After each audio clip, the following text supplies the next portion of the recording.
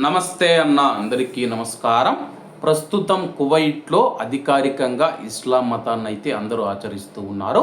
తాజాగా మనం చూసుకుంటే దీనికి సంబంధించి కువైట్ రాజకుమారుడు తీసుకున్న ఒక నిర్ణయం ఏదైతే ఉందో సంచలనంగా మారింది. అలాగే అతను నిర్ణయం తీసుకొని చాలా రోజులు అవుతూ ఉన్నా సరే కానీ అది ఇప్పటికి బయటికి వచ్చింది. అలాగే కువైట్లోని స్థానిక మీడియాలలో ఈ యొక్క కథనం రాకపోయినా కానీ అంతర్జాతీయ మీడియా ఏదైతే ఉందో దీన్ని బాగా కవర్ చేసిందనమాట. చాలా రోజుల నుంచి కూడా నేను ఈ యొక్క విషయాన్ని అయితే గమనిస్తూ ఉన్నాను. దానికి సంబంధించిన అప్డేట్స్ అది నిజమా కాదా అని చెప్పేసి ప్రస్తుతం అంతర్జాతీయ మీడియా కూడా ఈ యొక్క విషయాన్ని అయితే బయట పెట్టడం జరిగింది. వివరాల్లోకి వెళితే కువైట్లో రాజ కుటుంబానికి చెందిన కువైట్ రాజకుమారుడు అబ్దుల్లా ఆల్ సబా గారు మతం మారడం జరిగిందనమాట.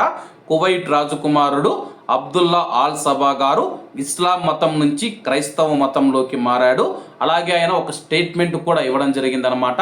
మతం మారిన తర్వాత నన్ను ఎవరైనా చంపాలనుకుంటే కానీ నేను యేసుక్రీస్తు ముందు కనిపిస్తాను మరియు నేను ఎప్పటికీ యేసుక్రీస్తునే ఉంటానని చెప్పేసి అతను మాట్లాడిన ఒక ఆడియో వైరల్ అవుతూ ఉంది. అలాగే దీనికి సంబంధించి ఆయన ఆడియోలు చాలా మాట్లాడడం జరిగింది. ఆ యొక్క మాటలు ఏవైతే ఉన్నాయో నాకు ప్రాణహాని ఉంది, నేను మతం మారినందుకు నన్ను చంపివేసే అవకాశాలు ఉన్నాయని చెప్పి ఆయన వెల్లడించడం జరిగింది.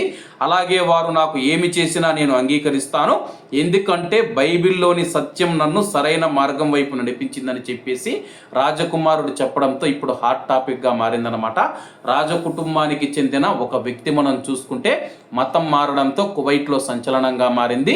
ప్రస్తుతం బయట న్యూస్ అయితే రావడం లేదు కానీ అతడైతే నేను దేనికైనా సిద్ధమని చెప్పేసి, అలాగే మనం చూసుకుంటే రాజకుటుంబానికి వంశపార్యపరంగా వస్తూ ఉన్న హోదా కానీ ఆస్తులను కానీ అన్నీ వదులుకొని నేను క్రైస్తవ మతంలోకి వెళుతూ ఉన్నాను, నేను క్రైస్తవ మతాన్ని నమ్మానని చెప్పేసి తెలపడం జరిగింది. మరి దీనిపైన కువైట్ రాజు కుటుంబం ఎటువంటి నిర్ణయం తీసుకుంటుందో వేచి చూడాల్సి ఉంది. మరి ఇక్కడ ముఖ్యమైన విషయం ఏంటంటే కానీ కువైట్ రాజ కుటుంబానికి చెందిన ఒక రాజకుమారుడు మతం మారడంతో సంచలనంగా మారిందనమాట. ఎందుకంటే సాధారణ పౌరులు ఎవరైతే ఉన్నారో వాళ్ళు కూడా మతం మారే అవకాశం ఉందని చెప్పేసి కువైట్లో ఉన్న చాలా మంది అయితే ఆగ్రహం వ్యక్తం చేస్తూ ఉన్నారు.